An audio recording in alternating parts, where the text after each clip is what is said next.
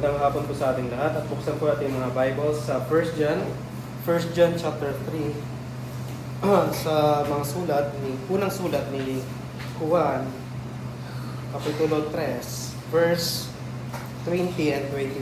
1 John chapter 3, verse 20 and 21. So, babasahin ko po simula verse 19 hanggang sa 21 at sundan niyo lang po ng inyong mga mata. 1 John chapter 3, verse 19, the Bible says, "And hereby we know that we are of the truth, and shall assure our hearts before Him.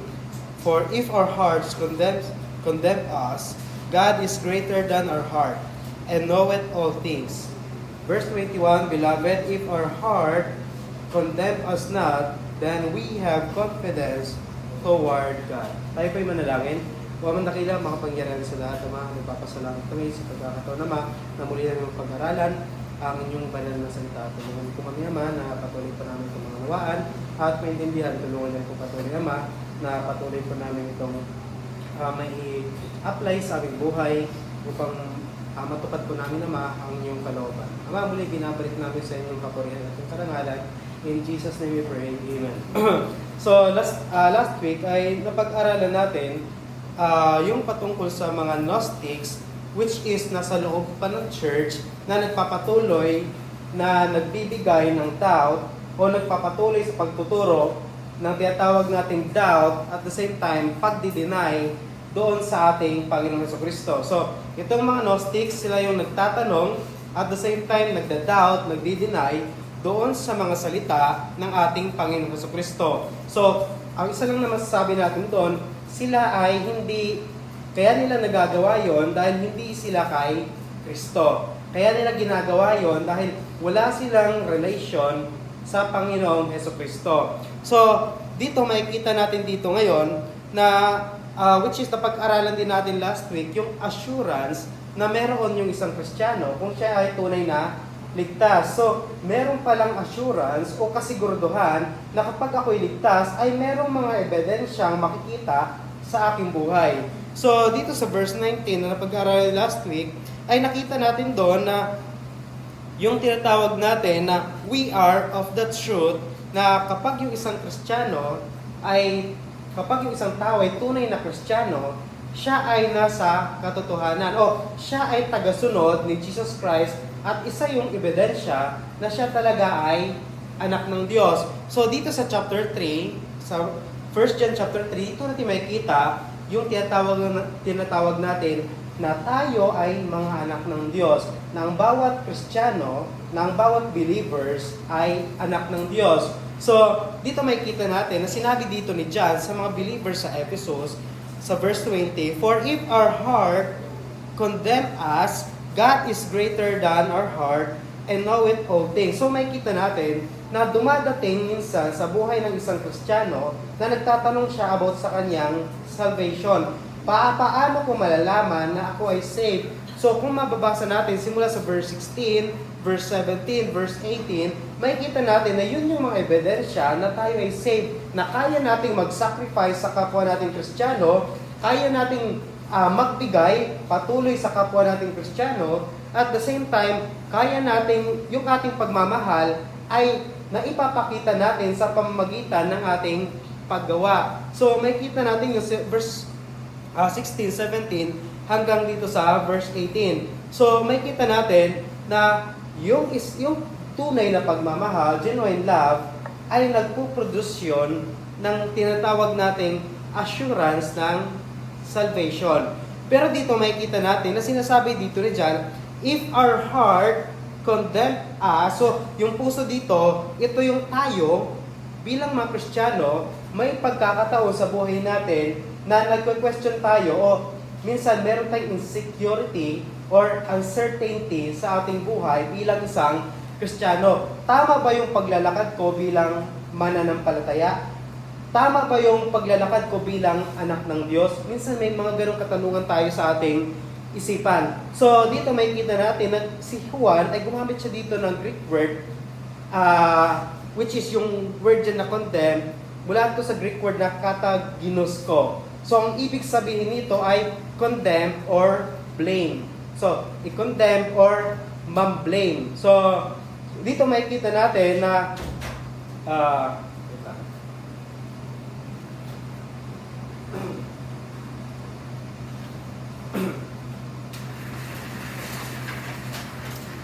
So, yung word dito na condemn ay mula siya sa word na Greek word na kata ginosko. So, kung matatandaan natin, itong word na ginosko ay about ito sa personal, intimate relationship natin sa ating Panginoon Jesucristo. Kasi pagkaunawa o pagkaalam na tayo ay may personal, intimate sa ating Panginoon Jesucristo. So, ibig sabihin, ang word na, sa English word nito, translation sa ating King James Bible, ay know. So, know. Or to know. So, itong kata, mula naman ito, ibig sabihin naman nito ay against. Against.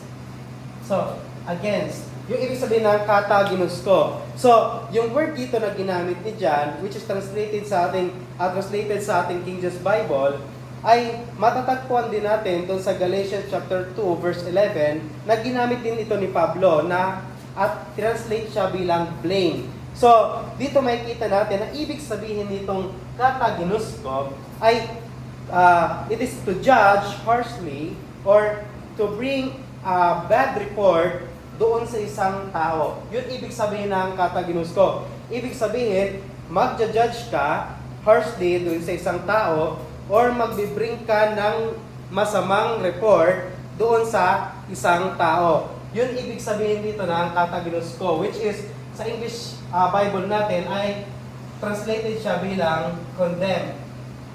Condemn.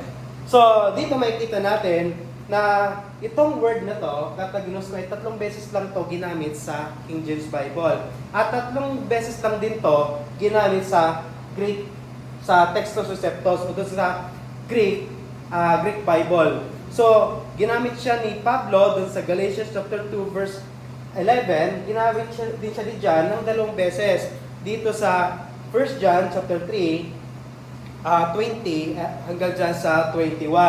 So, dito makikita natin na nung sinabi dito ni John sa verse 20, if our heart condemn us, so makikita natin na sinabi John doon sa mga believers dun sa Ephesus, God is greater than our heart and knoweth all things. So here in the epistle of John, kata ginosko can be translated, yung kata ginosko na word, pwede natin siyang may translate literally na against to an intimate relation or personal relationship with Christ. So, there are times sa buhay ng mga believers na, yun nga, sinabi ko kanina, na nagtatanong siya about dun sa kanyang salvation. Bakit? Minsan, yung isang believers ay nadadala siya ng tinatawag nating feeling. Yung feeling ko na hindi ako safe. So, yung feeling mo na hindi safe or yung tinuturo ng Biblia na patungkol siya assurance ng kaligtasan ay magkaiba. So, yung feeling ng tao ay nababago. Depende yun sa mood ng isang tao. Pero yung kaligtasan, yung assurance of salvation na tinutukoy dito ni John, ay ito yung kasiguraduhan na kapag ikaw ay may isang beses sa iyong buhay na nanampalataya ka kay Jesus Christ, nagsisi ka ng kasalanan at nanampalataya ka kay Jesus Christ, dito makikita natin na hindi feeling yung basihan, bagkus yung salita ng Diyos. Which is sinasabi dito ni John na if our heart condemn us, God is greater than our heart and knoweth all things. So, John is trying to tell his readers that when insecurity, yung uncertainty ay dumating sa buhay ng isang Kristiyano, ang gagawin lamang ng isang Kristiyano ay i-examine yung kanyang buhay at tingnan yung kanyang sarili kung nasa kanya ba yung tinatawag nating tunay na pagmamahal. Kung nasa kanya ba yung tunay na pagmamahal. So, tatandaan natin na before sinabi ni John itong verse 20, meron munang verse 16, verse 17, at verse 18, then verse 19, na sinabi si John na yung genuine love ay nagpo-produce ng sacrifice. Yun, sakripisyo. Then, nagpo-produce din ito na giving. At the same time, yung tunay na pagmamahal ay merong action. At dito sa 1920 at 21, makikita natin na yung genuine love ay nagpo-produce siya ng assurance. Assurance na tayo ay merong kaligtasan. Assurance na meron tayong kasiguraduhan na tayo talaga ay ligtas. O sabi, tayo talaga ay hindi na patungo dun sa impyerno. So, ito yon. So, dito makikita natin na yung tunay na pagmamahal ay bago ka magkaroon ng assurance of salvation, para masabi mo na ikaw ay saved, ito yung mga ebidensya na makikita o kung saan pa natin, ito yung mga foundation na dapat na meron ka bago mo masabi na ikaw ay merong tunay na kaligtasan. So, which is makikita natin dito sa sinasabi ni John na may mga believers, may dalawang klase ng anak ng Diyos na parehas na may assurance ng salvation, pero yung isa ay siya yung anak ng Diyos na hindi tama sa harapan ng Diyos. Pero yung isa, makikita natin, siya yung anak ng Diyos na tama sa harapan ng Diyos, which is makikita natin doon sa verse 21.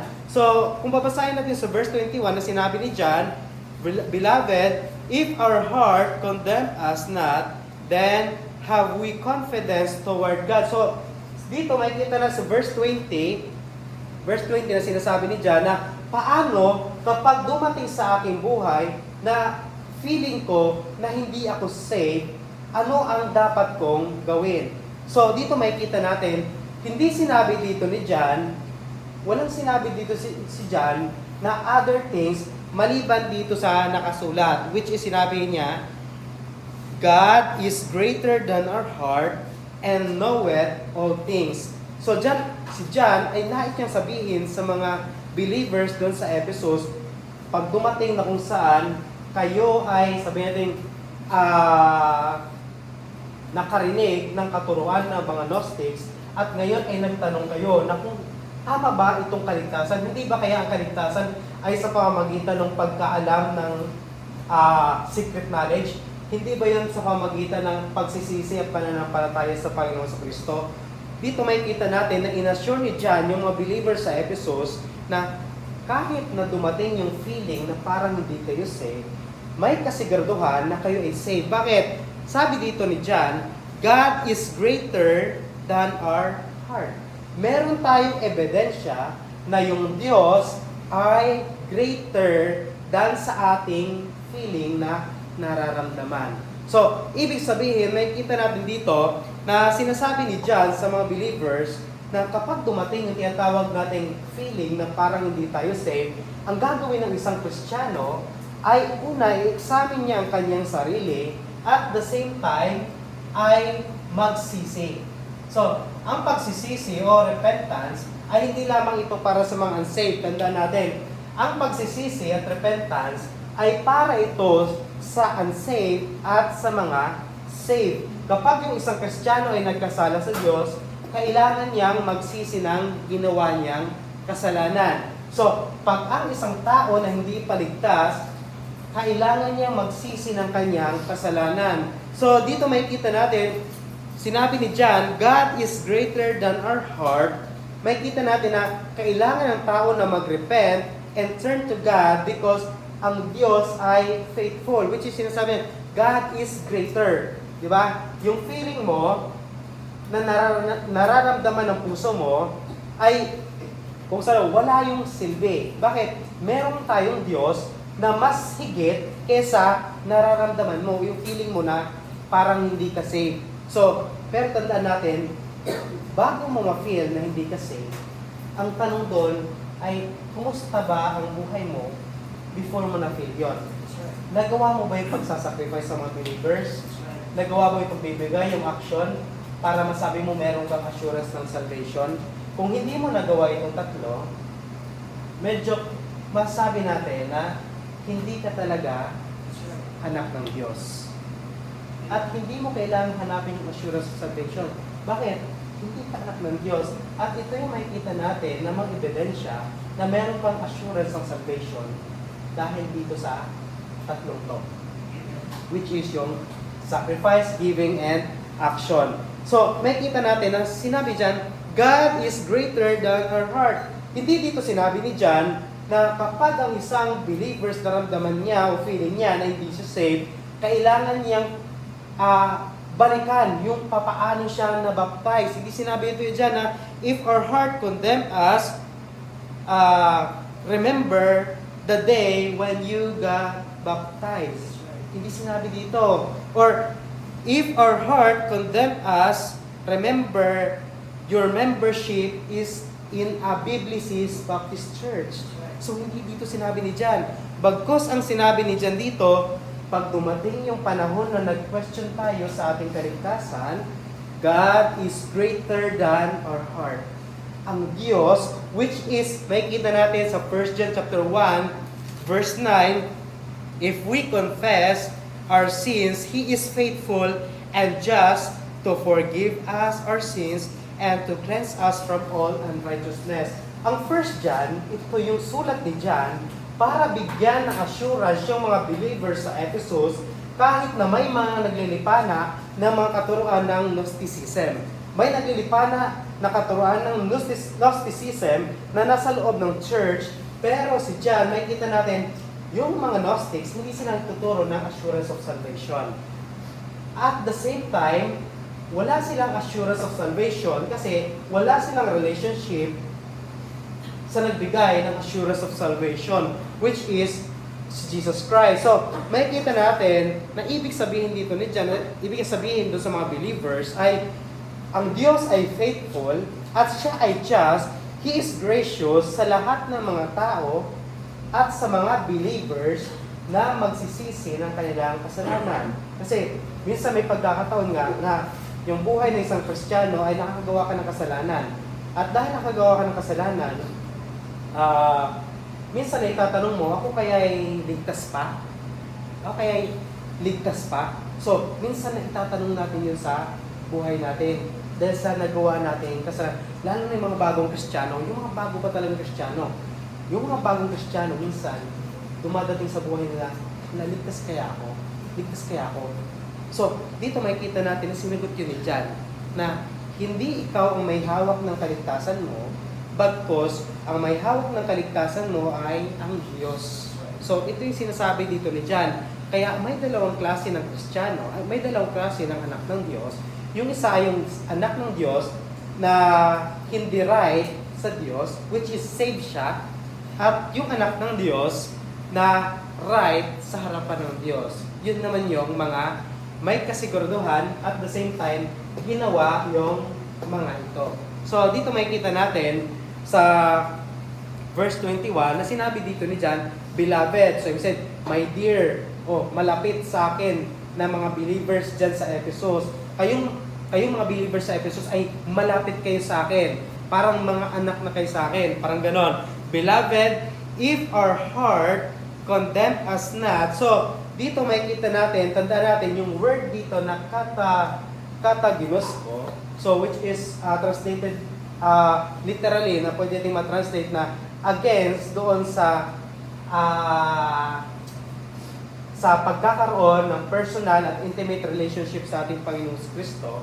Kung tatandaan natin, kung maisip natin dito na sinabi ni John, if our heart condemn us, so kapag ang ating puso ay minsan against doon sa pagkakaroon ng personal o intimate relationship sa ating Panginoong Kristo, may kita natin na God, ang Diyos, ay mas higit na dapat nating paniwalaan o panampalatayanan. So, God is greater than our heart and knoweth all things. So, may kita natin, una, hindi lang God is greater doon sa mga doon sa mga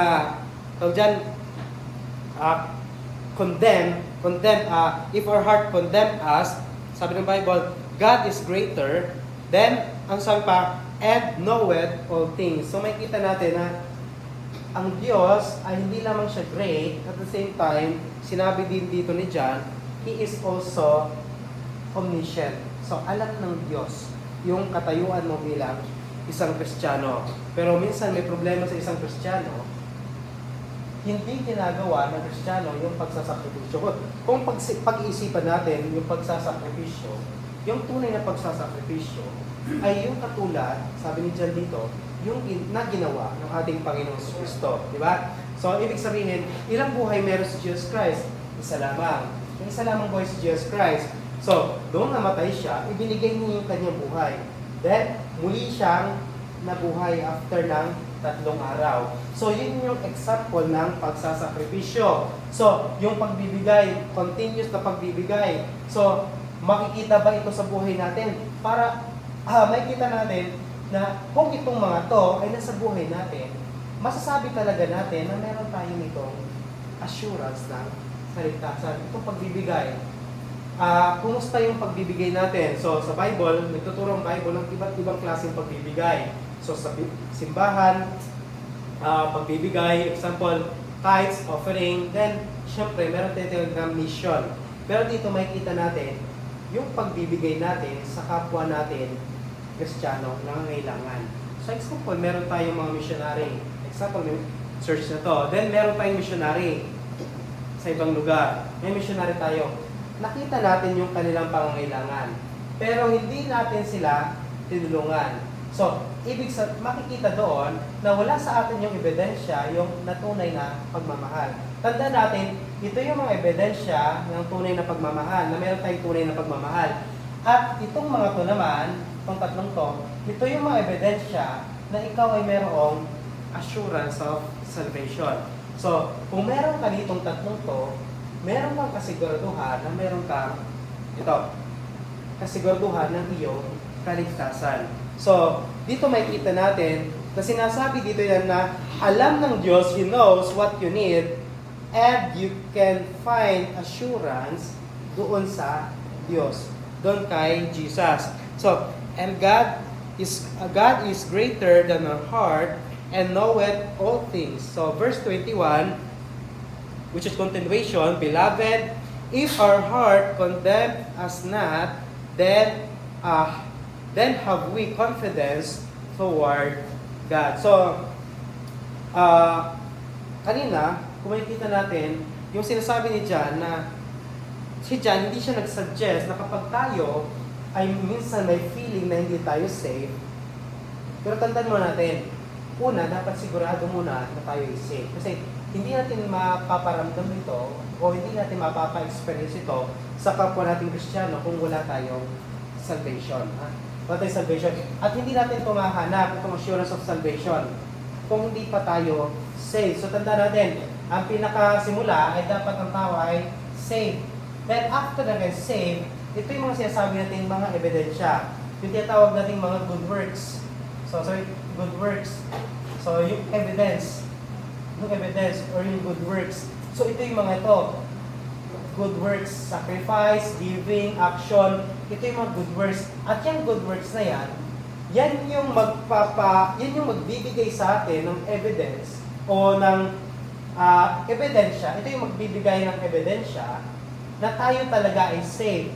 And itong good works ang magbibigay ng kasiguraduhan sa atin na talaga tayo ay nakay Kristo. Yun. So, na tayo talaga ay nakay Kristo Jesus, which is sinasabi dito na, kaya nga sinabi ni John, if our heart condemns, so verse 20, God is greater than our heart. So, may kita natin na hindi suggest dito si John na kapag ikaw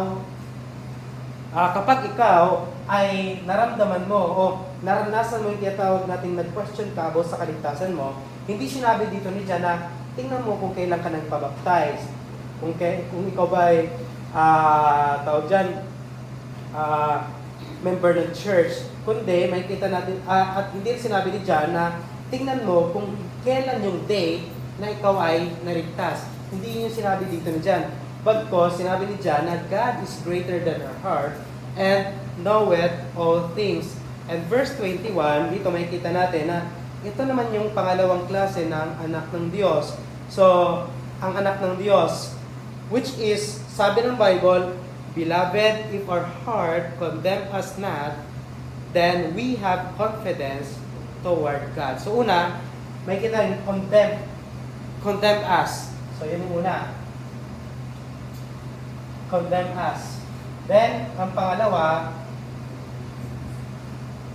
condemn us not. So, ito yung dalawang klase ng Kristiyano na yung isa ay condemn us. Ibig sabihin, may feeling siya, napakiramdam niya na hindi siya saved. At yung pangalawa, makikita natin na alam niya na siya ay saved ay dahil dito sa sinasabi ng Bible, Beloved, if our heart condemn us not, then we have confidence toward God. So, dito makikita natin na itong dalawang klase ng Kristiyano to ay makikita mo kung papaano yung kanilang itong dalawang klase ng Kristiyano, makikita mo yung tinatawag na assurance of salvation sa kanilang dalawa kung papaano yung pag-a-apply nila dito sa tatlong to. Kasi kung in-apply ba nila ito sa itong tatlong to, then makikita nila, ma-examine nila sa kanilang sarili na ako ay saved.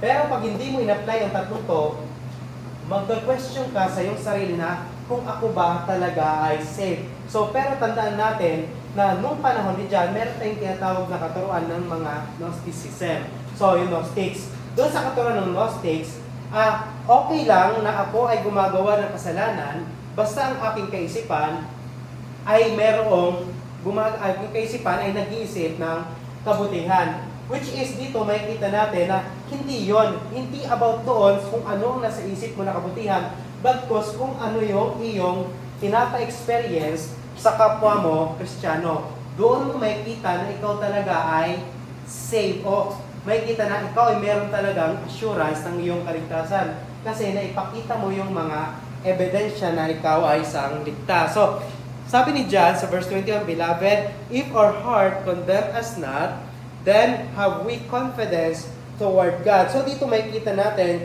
yung privilege na tayo ay makakalapit sa Diyos. Sabi ni John, if our heart condemn us not, then have we confidence toward God. So yung confidence na yan ay makikita din natin doon sa 1 John chapter 2 verse 28 na sinabi din ni John, Now little children, abide in Him, that when He shall appear, we may have confidence and not be ashamed before Him at His coming. So, yung confidence na pinag-uusapan dito, ay mula siya sa Greek word na parhesia. So, yun. Parhesia. So, ibig sabihin nito, to speak boldly of God. Or to speak boldly to God. So, dito sa secular, ginagamit ito o translated siya bilang free speech. So yun.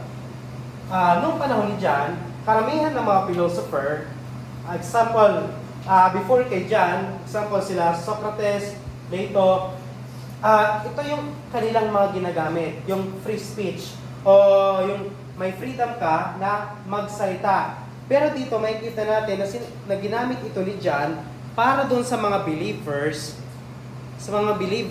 na mayroong assurance ng kanilang kaligtasan. Na sinabi niya sa verse 21, If our heart condemn us not, then have we confidence toward God. So, meron tayong confidence, yung confidence na yan, to speak boldly o para lumapit doon sa Diyos. Kapag ikaw ay nag-sacrifice, nagbigay, at merong ang iyong pagmamahal ay merong action, sabi dito ni John ay meron kang parehesya, yung confidence na lumapit sa Diyos. O confidence o a privilege to approach God. Meron kang privilege na lumapit sa Diyos. Yun ay kung ikaw ay condemn us na. Matandaan natin, kapag dito ka, ito ang klaseng Kristiyano, hindi mo ginawa to, meron kang isang nakaligtaan. At yun yung paglapit doon sa Diyos. Yung paglapit doon sa Diyos. Na sinasabi dito ni John na, Beloved, if our heart condemn us, then meron tayong confidence na makalapit doon sa Diyos. So, dito makikita natin na itong parhesya, ginamit din ito ni Luke, which is, na-record ni Luke yung mga pangyayari na kung saan yung mga believers during the early church, yung mga believers, sila Peter and John, nung nag-preach sila, ginamit yung word na boldly. So, boldly, ito. Yung word na parhesya, translate siya sa English as boldly, then confidence. So, yan. Confidence. So, yung isang Kristiyano, yung sinabi dito, doon sa sulat, sa record ni John, makikita natin yung word na parhesya. Yun ay patungkol na kung saan si John, si Peter at John ay nag-speak boldly doon sa Sanhedrin about kay Jesus Christ. So, yung speak boldly doon ay, yung Greek word noon ay parhesya. So, at the same time, ginamit din ito ni John nung yung mga believers ay nanalangin, at after nilang manalangin, ay nagkaroon sila ng boldness para i-preach yung salita ng Diyos. So, ibig sabihin, kapag ikaw ay itong klaseng Kristiyano, dalawang klaseng Kristiyano, yung condemn or yung condemn as not, yung condemning heart at yung not condemning heart, may kita natin dito, yung dalawang klaseng Kristiyano. Kapag dito kang klaseng Kristiyano, ay meron kang confidence o meron kang sabihin pagkakataon na makalapit sa Diyos ng merong confidence o merong boldness. Kasi meron kang ginawa na mga evidences, yung sacrifice sa believers, yung giving at yung action. Pero pag itong klase kang Kristiyano, ito kang klase Kristiyano, ang sinabi lamang dito ni John, God is greater than our heart. Kung sa ating pagpananalita, o kung ikaw ay Kristiyano na hindi nakikita sa buhay mo, o nagwe-question ka doon sa iyong pananampalataya, o nagwe-question ka doon sa iyong kaligtasan, ang sabi ni John, God is greater than our heart and knoweth all things. Kung sa ating pananalita, sa ating translation, kung ito nga klase Kristiyano, ang mahalaga, ligtas ka. Parang gano'n sa translation natin. Samantala, kung ikaw ay faithful na Kristiyano, makikita natin, sinabi dito dyan, then have we confidence toward God. At dito makikita natin na kung papaano, na kapag ang isang Kristiyano ay right, tama sa harapan ng Diyos, ay meron siyang pagkakataon na lumapit sa Diyos ng merong tapang. Which is makikita natin dito sa sulat na John, na ang karamihan ng mga tao sa panahon ni John, tandaan natin, ang mga Gnostics ay nagtuturo na kapag ang tao ay maliligtas sa magitan ng secret knowledge at hindi kailangan ng tao assurance of salvation. Bakit hindi kailangan ng tao assurance of salvation? Kasi pag ang tao ay namatay yung isang tao, ang mangyayari ay ma-reincarnate lang din naman siya. So after yung kamatayan, mabubuhay ulit siya. Then, kapag mabuti yung kanyang ginawa o kapag mas magaling o mas knowledgeable siya kaysa ibang Gnostics, so maaaring magiging isa siyang mayamang tao or isang Diyos. So maaaring magiging isa siyang Diyos. Yun yung katuruan ng mga Gnostics. So ang mga Gnostics, hindi sila niniwala na ang Kristiyano, ng isang tao ay nangangailangan ng assurance of salvation. Bakit? Meron na silang kasiguraduhan na kapag sila ay may mataas na knowledge o secret knowledge, sila ay pag namatay sila, ay ma-reincarnate sila bilang demi-earth, yung bilang mga maliliit na Diyos. Yung tinatawag na, so yun, yung maliliit na Diyos. So yung Diyos, o mas mataas kaysa pagiging tao. So, dito makikita natin na yung palang pagmamahal, yung genuine love, ay nagre-result siya, kung meron siyang may papakitang, pag tunay ka na nagmamahal, may papakita siyang sacrifice, yung pagbibigay, at yung action, at the same time, yung assurance ng kaligtasan. Kapag meron kang pagmamahal sa kapwa mo, Kristiyano. Tandaan natin ha, yung pagmamahal dito ay hindi pagmamahal doon sa ibang tao. Okay? Yung pagmamahal, yung context dito na pagmamahal, ay yung pagmamahal mo sa kapwa mo Kristiyano. Sino-sino ba yung kapwa ko Kristiyano? So, pag buong pamilya kayo saved, yung mga kapamilya mo, yung nanay, tatay mo, saved, kapwa mo sila Kristiyano. Kasi kapatid mo sila sa Diyos. Sila din ay sons of God. What if ako lang yung saved doon sa aking family? Sino yung sinabi ng Bible na love one another? So, yun yung mga believers na kasama mo doon sa church. So, kung titingnan natin dito, yung pagbibigay natin ng sacrifice, giving, action, ay unang-una dapat natin na ibibigay sa ating kapwa Kristiyano. At doon nakikita natin na yung genuine love na yan ay nagpuproduce siya ng assurance ng ating kaligtasan. At ebidensya yan na tayo ay anak ng Diyos. Yung assurance of salvation ay ebidensya yan ng genuine love, at yung genuine love ay napuproduce niya yung assurance of salvation. So, tingnan na lamang natin yon kung anong klase tayong Kristiyano. Tayo ba yung right hindi right sa harapan ng Diyos, o tayo yung right sa harapan ng Diyos? So, i-examine natin ang ating sarili kung tayo ba talaga ay saved or hindi. Tanda natin, yung mga Gnostics ay para silang saved. Para silang saved na nasa loob ng simbahan. Baptized, member ng Church at Ephesus, at sabihin natin, nagbabasa rin sila ng scripture, at the same time, sumusunod doon sa sinasabi ng pastor, pero wala silang kaligtasan. Tanda natin, paano ko malalaman na ako'y ligtas, na ako'y saved?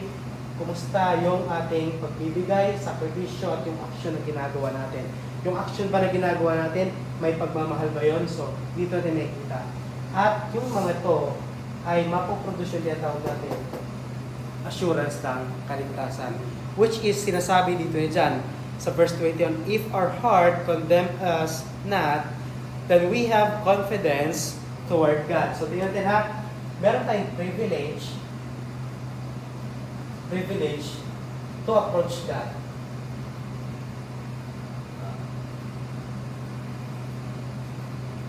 So, meron tayong privilege na lumapit sa Diyos kung tayo ay saved. Kung tayo ay saved, which is, yun ang ebidensya na meron tayong assurance of salvation. So, pag wala tayong assurance of salvation, hindi tayo makakalapit sa Diyos. Hindi makakalapit sa Diyos. Bakit? Tatandaan natin na ang tanging pwede lamang makalapit sa Diyos ay ang saved.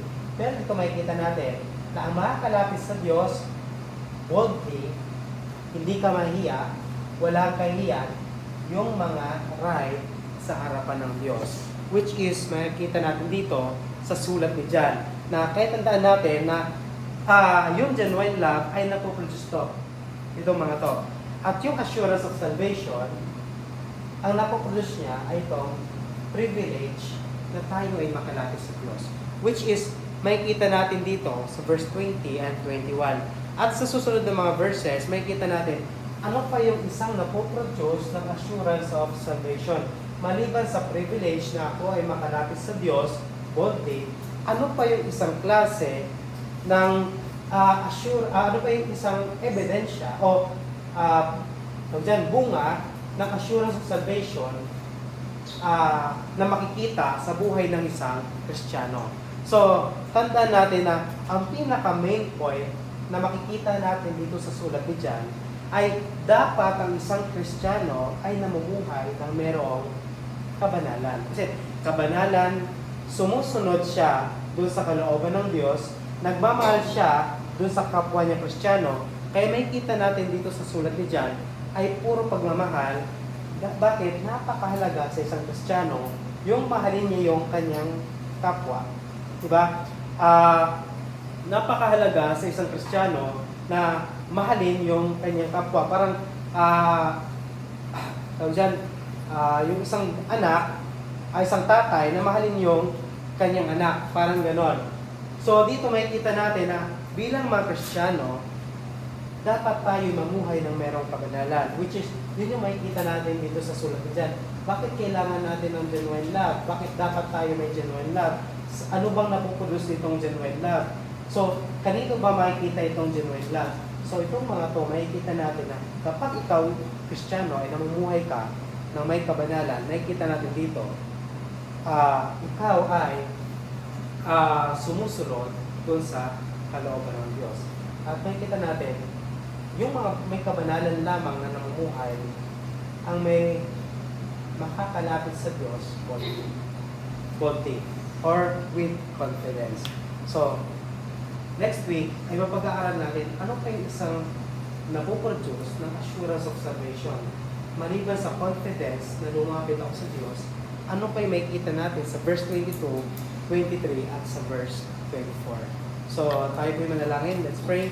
Bawang dakila, makapangyarihan sa lahat. Ama, nagpapasalamat po kami sa iyong kabutihan sa aming buhay, lalo naman sa kaligtasan na meron kami, which is makikita namin naman sa mga sulat ko dyan, na kapag kami ay tunay na Kristiyano, ay makikita sa aming buhay, magre-reflect sa aming buhay, ang aming experience na kaligtasan.